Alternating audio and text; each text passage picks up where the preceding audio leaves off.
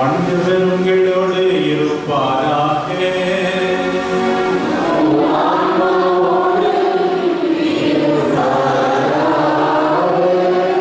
தூய மத்தேயு எழுதிய நற்செய்தியிலிருந்து வாசகம்.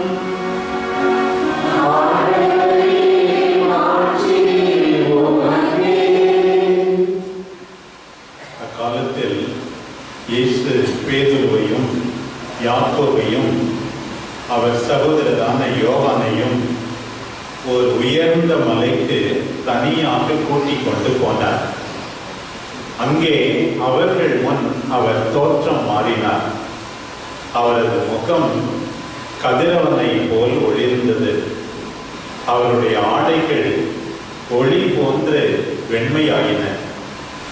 இதோ மோசேயும் எலியாவும் அவர்களுக்கு முன் தோன்றி இயேசுவோடு உரையாடி கொண்டிருந்தனர்.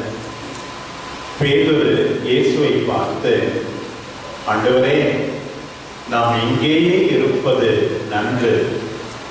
உமக்கு ஒன்றும் மோசேக்கு ஒன்றும் எலியாவுக்கு ஒன்றுமாக 3 கூடாரங்களை அமைக்கட்டுமா? இது உமக்கு விருப்பமா என்றார். அவர் தொடர்ந்து பேசிக் கொண்டிருந்த போது ஒளிமயமான மேகம் ஒன்று அவர்கள் மேல் நிழலிட்டது. அந்த மேகத்தினின்று, என் அன்பார்ந்த மைந்தர் இவரே, இவர் பொருட்டு நான் பூரிப்படைகிறேன், இவருக்கு செவிசாயுங்கள் என்று ஒரு குரல் ஒலித்தது. அதை கேட்டதும் சீடர்கள் மிகவும் அஞ்சி முகங்குப்புற விழுந்தார்கள். இயேசு அவர்களிடம் வந்து அவர்களை தொட்டு, எழுந்திருங்கள், அஞ்சாதீர்கள் என்றார். அவர்கள் நிமிர்ந்து பார்த்தபோது இயேசு ஒருவரை தவிர வேறு எவரையும் காணவில்லை. அவர்கள் மலையிலிருந்து இறங்கி வந்தபோது இயேசு, மானிட மகன் இறந்து உயிருடன் எழுப்பப்படும் வரை இக்காட்சியை பற்றி எவருக்கும் சொல்லக்கூடாது என அவர்களுக்கு கட்டளையிட்டார். இது கிறிஸ்துவின் நற்செய்தி.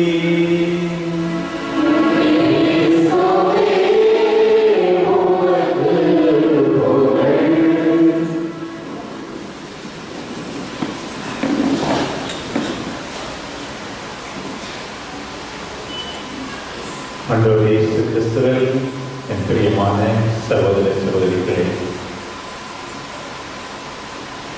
தவக்காலத்தின் 2வது ஞாயிற்றுக்கிழமையை ஒரு சின்ன பாஸ்கா விழா என்று கூட சொல்லலாம். தவக்காலத்தின் மத்தியிலேயே ஒரு உயிர்ப்பு நிகழ்ச்சி. ஏனென்றால் ஒவ்வொரு ஆண்டும் இந்த 2வது ஞாயிற்றுக்கிழமை தாபோர் மலையில ஆண்டவர் மறுரூபமானார். அந்த நிகழ்ச்சி நமக்கு வாசிக்கப்படுகிறது. பிரியமானவர்களே, ஆண்டவர் இயேசு தன்னை பின்பற்ற சீடர்களை அழைத்தார். 12 தேர்ந்தெடுத்தார். அவர்கள் ஆண்டவரோடு தங்கியிருந்தார்கள், போதனையை கேட்டார்கள், அவர் செய்த புதுமைகளை எல்லாம் பார்த்தார்கள். திடீரென்று ஒரு நாள் ஆண்டவர், நீங்கள் எல்லாம் பெரிய பதவிக்கு ஆசைப்பட்டு கொண்டு என்னோடு இருக்காதீர்கள் என்று சொல்வது போல தன்னுடைய பாடுகளை பற்றி பேச ஆரம்பித்தார். துன்பங்களை பற்றி பேச ஆரம்பித்தார். மருமகன் தலைவர்களிடம் கையளிக்கப்பட வேண்டும், அவர்கள் சிலுவையில் அறைந்து கொல்லுவார்கள், அவரை 3ஆம் நாள் உயிர் தெழுவார் என்று சொன்னாலும் அந்த செய்தி அவர்களுக்கு காதலேற்படவில்லை. இப்படி சிலுவையை பற்றி பேச ஆரம்பித்த உடனே இந்த சீடர்களுக்கு எல்லாம் ஏமாற்றமா போய்விடும். என்னடா அது, ஒரு நல்ல தலைவர் பார்த்தோம், பெரிய பதவிக்கு வரலான்னு பார்த்தோம், காசு பணம் சேர்க்கலான்னு பார்த்தோம், இப்படி ஏமாற்றமா போயிடுச்சு அப்படின்னு சொல்லி இந்த சமயத்தில் தான் பேதுரு ராயப்பர் போயிட்டு, இதெல்லாம் பேசாத, இது உனக்கு நேரம் கூடாது அப்படின்னு சொன்ன உடனே உங்களுக்கு தெரியும் ஆண்டவர் எப்படி ராயப்பரை திட்டார். போ பின்னாலே சாத்தானே, நீ பேசுவது கடவுளுடைய விருப்பம் அல்ல, இதுதான் தந்தையாகிய கடவுளுடைய விருப்பம். பாருங்க, ஒரு 8 நாள் இருக்கும் பைபிள் சொல்லியிருக்கு. என்னதான் நடந்ததுன்னு தெரியல, அமைதியா இருந்திருக்காங்க, ஒரே குழப்பம். என்னடா ஒருவேளை தப்பு பண்ணிட்டுமோ, இவரை பின்னாடி வந்தாங்க. ஆண்டவரும் அவங்களுக்கு எப்படி விளக்குறதுன்னு தெரியல. நம்முடைய வாழ்க்கையில அப்படிதான் சில நேரத்துல குடும்பத்துல ஏதாவது நமக்கு பிடிக்காத சொல்லுவாங்க, செய்வாங்க. கணவரோ மனைவியோ பேசாம கொஞ்ச நாள் இருக்கும். என்னடா அது குழப்பமா இருக்கு, போயிடலாமா அல்லது வேற ஏதாவது செய்யலாமா? இப்படிதான் சோதனையாக இருக்கிறது, குழப்பமாக இருக்கிறது. இப்படிப்பட்ட சூழ்நிலையில் தான் ஆண்டவர் 3 பிரியமான சீடர்களை தேர்ந்தெடுக்கிறார் என்ற நற்செய்திக்கும். எந்த சூழ்நிலையில இது வருகிறது என்று பாருங்கள்.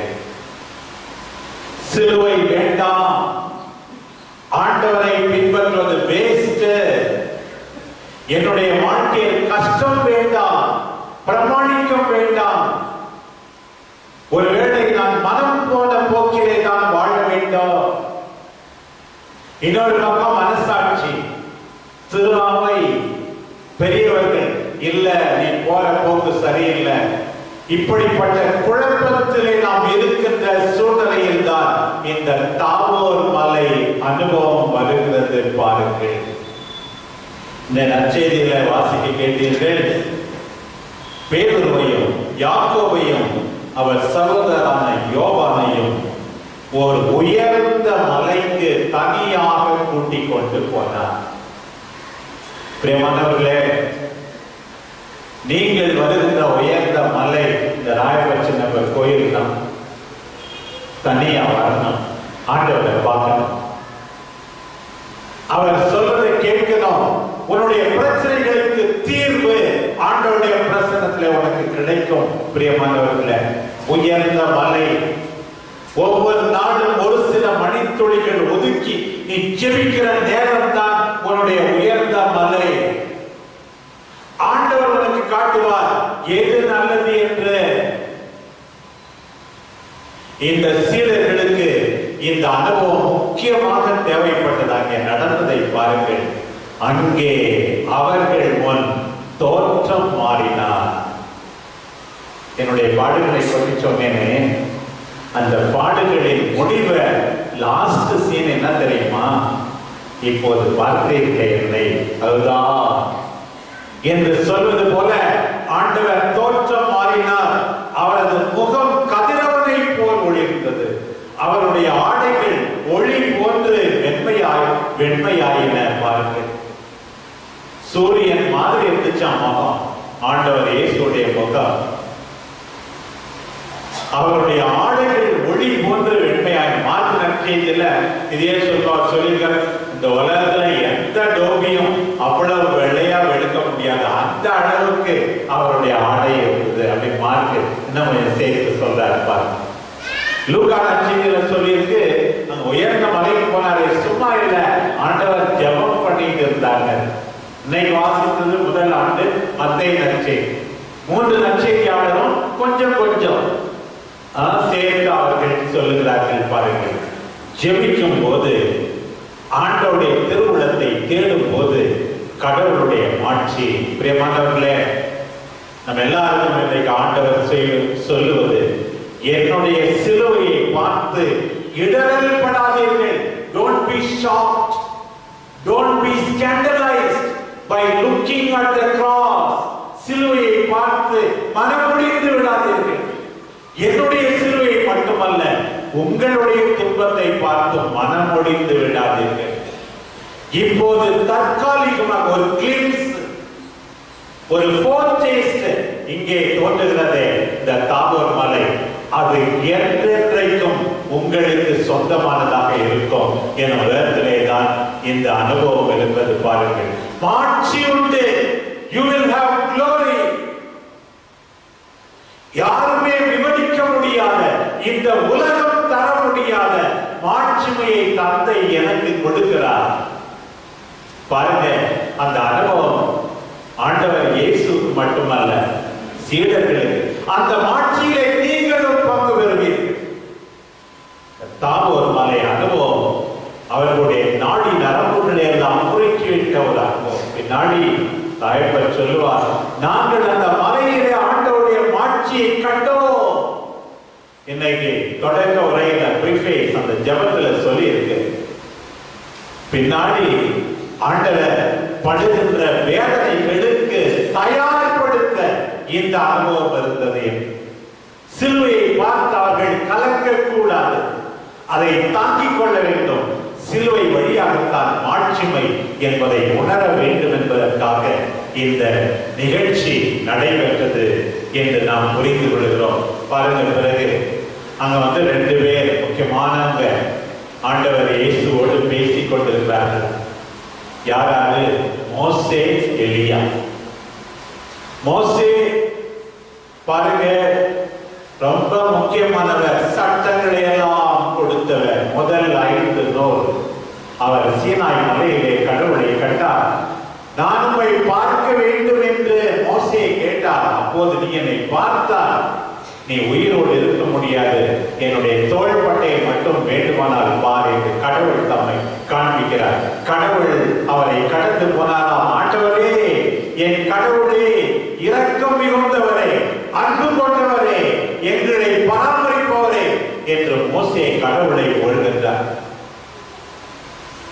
இன்னொருவர் எலியா, அவருக்கு கூட மலையிலிருந்து கடவுளை பார்த்தார். நெருப்பில் அல்ல, வன்மையான காற்றில் அல்ல, நிலநடுக்கத்தில் அல்ல, மெல்லிய தென்றல் காற்றிலே கடவுளை பார்த்தார். இறைவாக்குனர்களுக்கெல்லாம் மிக முக்கியமானவராக அவரை நாம் பார்க்கிறோம். எல்லா இறைவாக்குகளும் சட்டமும் அங்கே இருந்ததா? இவர்கள் அவரோடு என்ன பேசிக் கொண்டிருந்தார்கள்? லூக்கா நற்செய்தியில் எழுதுகிறார், அவருடைய பயணத்தை பற்றி, சிலுவை பயணத்தை பற்றி. அந்த பயணம் என்று சொல்லும்போது இதை பற்றி ஆண்டவர் இயேசுவோடு பேசிக் கொண்டிருந்தார்களா? அங்கே நிகழ்வது பாருங்கள். அதை தொடர்ந்து நடப்பது என்ன? பேதுரு இந்த நம்முடைய ராயபுரத்தை பாதுகாவல இந்த ஒரு உன்னதமான ஒரு சூழ்நிலை, மறக்க முடியாத இந்த அனுபவம், மிக மகிழ்ச்சியான இந்த நேரம் போகவே கூடாது என்று நினைக்கிறார். ஆண்டவரே, இங்கே இருப்பது எத்துணை நன்று, உமக்கு ஒன்றும், மோசேக்கு ஒன்றும், எலியாவுக்கு ஒன்றுமாக கூடாரம் 3 அமைப்போம். இங்கே இருக்கிறோம், இதை விட்டுட்டு போகவே கூடாது. அவர் சொல்லுகிற அந்த வார்த்தைகளை பாருங்கள். இங்கே ஆண்டவருடைய பிரசன்னத்தில் இருந்தால் அதை விட பெரிய மகிழ்ச்சி எதுவுமே கிடையாது. ஆனால் ஆண்டவர் அதற்கு பதில் கொடுத்ததாக தெரியவில்லை.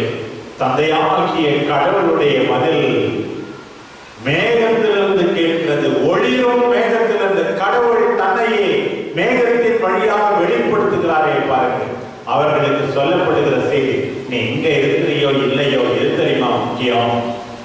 இவர்தான் என்னுடைய அன்பார்ந்த மைந்தர், இவரில் நான் மகிழ்ச்சி அடைகிறேன், இவருக்கு செவிசாய், இவர் சொல்லுவதை கேளு. ஏற்கனவே யோவான் நற்செய்தி 2ஆம் அதிகாரத்தில் நாம் வாசித்தோம். கானா ஒரு திருமணத்திலே தண்ணீரை ஆண்டவர் இயேசு திராட்சை ரசமாக மாற்றினார். எப்போது அவருடைய சீடர்கள் அங்கே குழுமி இருந்தார்கள், அந்த வேலைக்காரர்களிடம் மாதா என்ன சொன்னார்கள்? என் மகன் உங்களுக்கு சொல்வதையெல்லாம் செய்யுங்கள். இதே வார்த்தையை தான் தந்தையாகிய கடவுளும் என் மகன் சொல்லுவதற்கு செவிசாயுங்கள். அங்கே புதுமை நகர்ந்தது, வாழ்நாளெல்லாம் புதுமை. எப்போது? ஆண்டவருடைய வார்த்தையை நாம் கேட்கின்ற போது இந்த குரல் அங்கே கேட்பதாக நாம் பார்க்கிறோம். என்னுடைய மகன் பாடுகளை முன்னறிவித்தார், மனம் ஒழிந்து விடாதீர்கள், அவருக்கு செவி சாயுங்கள். பிரியமானவர்களே, துன்பப்படுகிறவர்களுக்கெல்லாம் இந்த தாபோர் மலை ஒரு நம்பிக்கை நட்சத்திரம். ஆண்டவருடைய வார்த்தையை நம்பி தொடர்ந்து துன்பங்களை ஏற்றுக்கொள்கின்ற போது நிச்சயமாக நம்முடைய வாழ்க்கையில ஆண்டவர் நம்மை கைவிட்டு விடவே மாட்டார். நம்முடைய துன்பத்தை எல்லாம் பார்க்கணும். எத்தனையோ விதமான துன்பம் இருக்கு ஒவ்வொருத்தவங்களோட வாழ்க்கையில். உதாரணமா திடீர்னு ஒரு விபத்து நடக்கிறது, நமக்கு நெருக்கமானவர்களுக்கு பயங்கர அடி அல்லது சில நேரத்தில் இறந்து போய்விடுகிறார்கள், அது ஒரு விதமான துன்பம். இன்னும் சில நேரத்துல சில துன்பங்களுக்கு நாமே தான் காரணம். ஒழுங்கா படிக்கிறது இல்லை, ஃபெயில் ஆகிறது அல்லது மார்க் குறைவா இருக்கிறது, அப்பா அம்மா கிட்ட திட்டு வாங்குறது, அல்லது கணவனு தெரியாம வேகமா வண்டி ஓடுறது, ஹெல்மெட் இல்லாம. நிறைய பேர் நம்ம ஊர்ல ஹெல்மெட்டை கையில் தான் போட்டுட்டு போறாங்க, கைக்காக ஹெல்மெட் அல்லது வண்டி பின்னாடி தான் இருக்குது. எதுக்குதான் செய்யறாங்கன்னு தெரியும். இதுதான் தேவனாகிய கடவுளை சோதியாதே. ஆண்டவர் சொன்னார் சாத்தானே, கடவுள் பார்த்துக்குவார், கடவுள் பார்த்துக்குவார்னு சொல்லி. இந்த துன்பத்துக்கு தான் நம்ம காரணம். நம்முடைய முட்டாள்தனமாக உடம்ப பார்த்துக்கிறது இல்லை, வேற வேலைன்னு அலைகிறது. இந்த துன்பத்தை எல்லாம் நாம் தவிர்க்க வேண்டும். அத்தகைய துன்பங்களை பற்றி கடவுள் சொல்லவில்லை. போது பல துன்பங்களுக்கு உன்னுடைய முட்டாள்தனம், உன்னுடைய சோம்பேறித்தனம் காரணம். அந்த துன்பத்தை எல்லாம் பார்த்து கடவுள் சந்தோஷப்படுவது கிடையாது. பார், நீதான் காரணம், உன்னுடைய துன்பத்தை எல்லாம் பார். ஆனால் சில துன்பங்களை புரிந்து கொள்ள முடியவில்லை. எல்லாத்தை விட எது நல்ல துன்பம் தெரியுமா? நம்மை சார்ந்தவர்களுக்கு வாழ்வு கொடுக்க மனமுவந்து நாம் ஏற்றுக்கொள்ளுகின்ற துன்பம். பார், யாராவது உன்னால சந்தோஷமா இருக்காங்களா? எவ்வளவு பேர் பார்த்துருக்கிறேன், அப்பா அம்மா எவ்வளவு கஷ்டப்படுறாங்க. சில நேரத்துல சின்ன டிவிஎஸ் 50ல ஒரு மினி லாரியில ஏற்றிட்டு போற அளவுக்கு சில பேர் பொருட்களை ஏற்றிக்கொண்டு சென்று வியாபாரம் செய்யணும். குடும்பம் இருக்கு, உங்களை காப்பாற்றணும். எவ்வளவு கஷ்டப்படுகிறார்கள் குடும்பத்துக்காக அந்த மனிதன். அப்படி துன்பப்படுகிறார். அவருடைய துன்பத்தை ஆண்டவர் ஆசீர்வதிக்கிறார். அந்த தியாகத்தை மற்றவர்கள் நினைத்து பார்க்க வேண்டும். சில பெண்கள் இருக்கார்கள், சில தாய்மார்கள் இருக்கார்கள். வீட்டில் பிறந்த அக்கா அல்லது அண்ணன் பெரியவங்க இருக்காங்க. அப்பா அம்மா செய்ய வேண்டியதை பல குடும்பங்களில் மூத்த அக்கா மூத்த அண்ணன் செய்து கொண்டே இருக்கிறார். அவர்களுடைய தியாகத்தை நான் மெச்சுகின்றேன். உண்மையாக கடவுள் அவர்களை நிறைவாக ஆசீர்வதிப்பார். தங்களுடைய துன்பத்தினால் உடன்பிறப்புகளுக்கு பிள்ளைகளுக்கு வாழ்வை கொடுக்கிறார்கள்.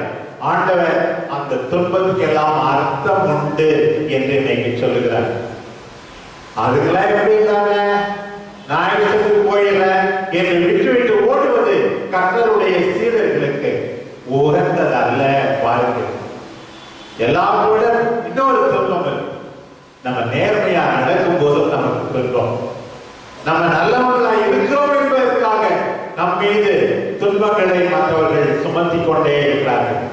இதுதான் மிக மிக கஷ்டமான, இன்னும் அதிகமான துன்பம்.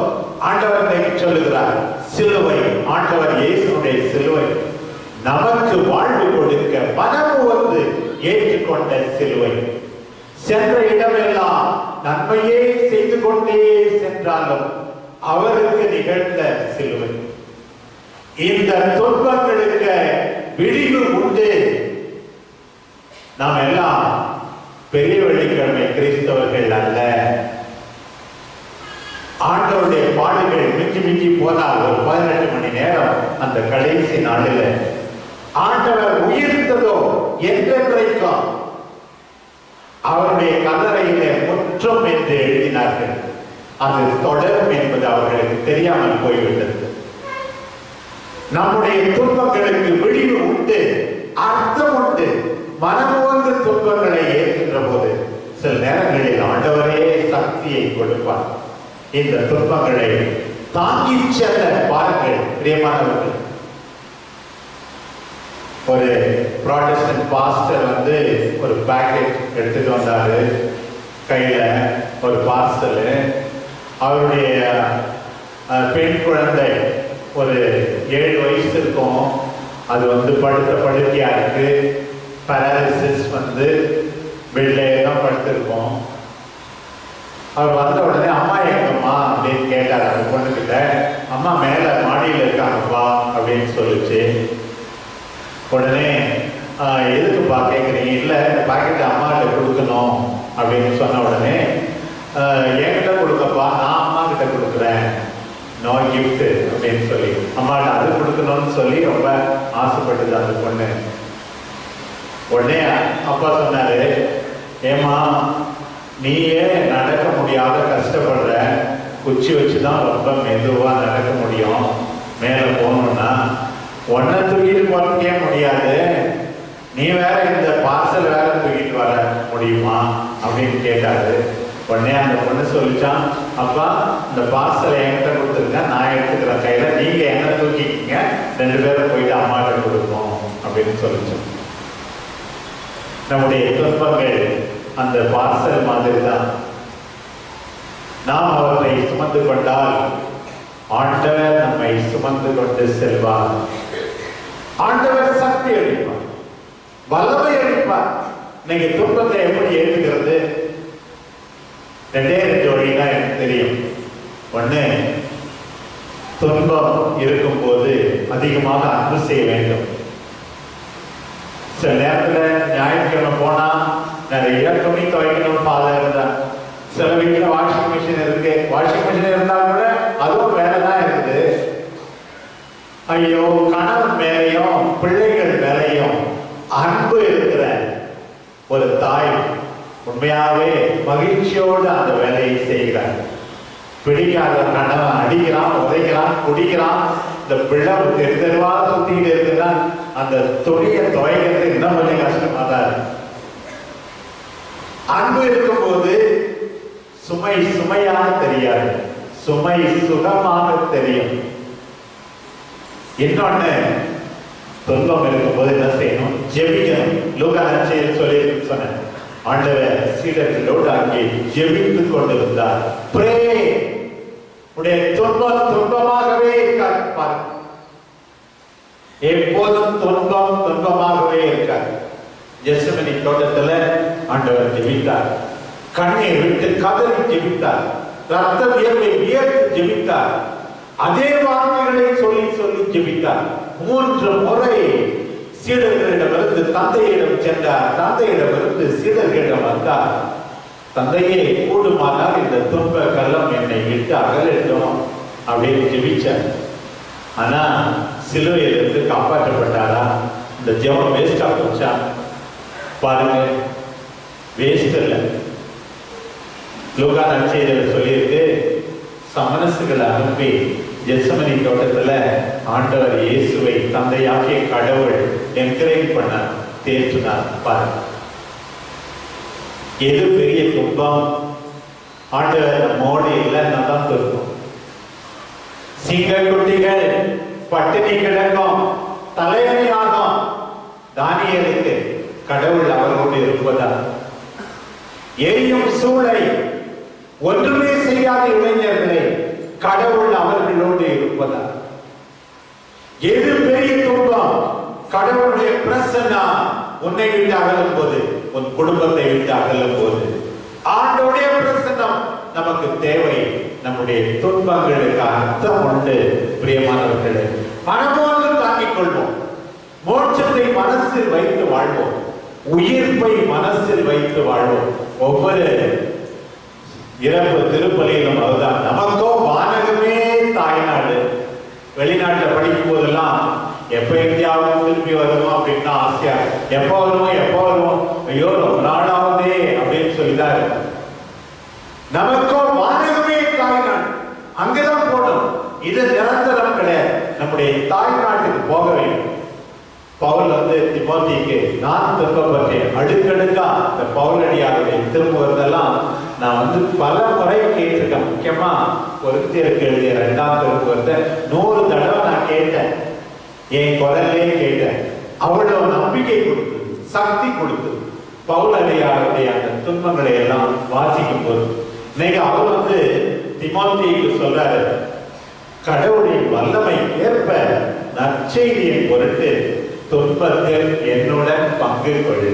அப்படின்னா 2ஆவது வாசகம் ஆரம்பிச்சு, நீயும் பார்ட்டிசிபேட் பண்ணு, என்னோடு சேர்ந்து துன்புறு, கடவுளை பார்த்துக் கொள்வார். கடவுளுடைய வார்த்தையை நம்ம முதல் வாசகம் பாருங்க. அபிரகாம் குழந்தையே இல்லை, அபிரகாமுக்கும் சாராவுக்கும் கடவுளை காண்கிறார், குரலை கேட்கிறார். உன் இனத்தாரை விட்டு போ, உன் வீட்டை விட்டு போ, உன் நாட்டை விட்டு போ. கடவுளை நம்பினா துன்பம் எல்லாம் துன்பமாக இருக்கவே இருக்காது.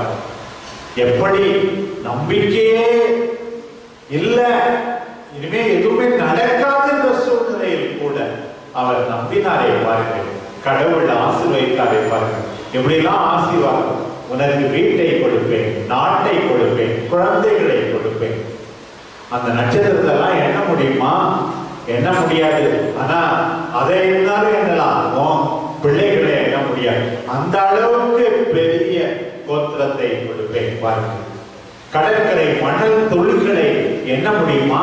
எண்ண முடியும். ஆண்டவருடைய ஆசீர்வாதம் எவ்வளவு பெருசு பாருங்க. ஆண்டவர் தான் சொல்றார், உன்னை ஆசீர்வதிப்பவர்களை நான் ஆசீர்வதிப்பேன், உன்னை சவிப்பவர்களை நானும் சவிப்பேன். நான் உன்னோடு தான், என் வார்த்தையை கேள், நான் உன்னோடு என்னையே இணைத்துக் கொள்கிறேன். சில பிள்ளைகள் அடிச்சா அம்மாவுக்கு தன்னை அடிக்கிற மாதிரி இருக்கும். ஐயோ என்ன அடிக்கிறாங்களே அப்படிங்கிறது. அதே போலதான் கடவுள் பாருங்க, தான் தேர்ந்து கொண்டவர்களோடு தன்னையை இணைத்துக் கொள்கிறார். அவருடைய பிள்ளைகள் என நாம் இருந்தால் நம்மோடு அவரையே இணைத்துக் கொள்கிறார். எல்லாத்தோட பெரிய இது என்ன தெரியுமா? நான் உன்னை ஆசீர்வதிப்பேன் சொல்றது மட்டுமல்ல, நீ ஆசீர்வாதமாக இருப்பாய். You will be a blessing. Our vocation, my dear brothers and sisters, is nothing but being a blessing. நாம் எல்லாரும் ஆசீர்வாதமா இருக்கோம். Some people make us happy when they come. Others make us happy when they go. சில பேர் நம்ம கிட்ட வந்தா சந்தோஷம், சில பேர் நம்ம விட்டு போனா சந்தோஷம். நம்ம போனா யாரும் சந்தோஷப்படக்கூடாது, நம்ம அவங்க கிட்ட வரும்போது எல்லாரும் சந்தோஷப்படும் விதத்திலே நாம் வாழ வேண்டும். You will be a blessing. ஆண்டவருடைய வார்த்தையை கேள், நீ ஆசீர்வாதமாக இருப்பாய். ஆண்டவருக்காக துன்புறு, நீ ஆசீர்வாதமாக இருப்பாய். உன்னுடைய குடும்பத்தாருக்காக உன்னையே கரைத்துக் கொள், எரித்துக் கொள், நீ ஆசீர்வாதமாக இருப்பாய். நாம் எல்லாரும் செய்ய வேண்டியது, என்னுடைய அன்பார்ந்த மகன் இவரே, இவரில் நான் மகிழ்ச்சி அடைகிறேன், இவருடைய வார்த்தையை கேளுங்கள், அதன்படி வாழுங்கள் என்று சொன்ன தந்தையாகிய கடவுளுக்கு கீழ்ப்படி அத்தகைய ஒரு மனமாற்றத்துக்கு இந்த தவக்காலம், குறிப்பாக இந்த 2வது ஞாயிற்றுக்கிழமை துணை புரிவதாக ஆமென்.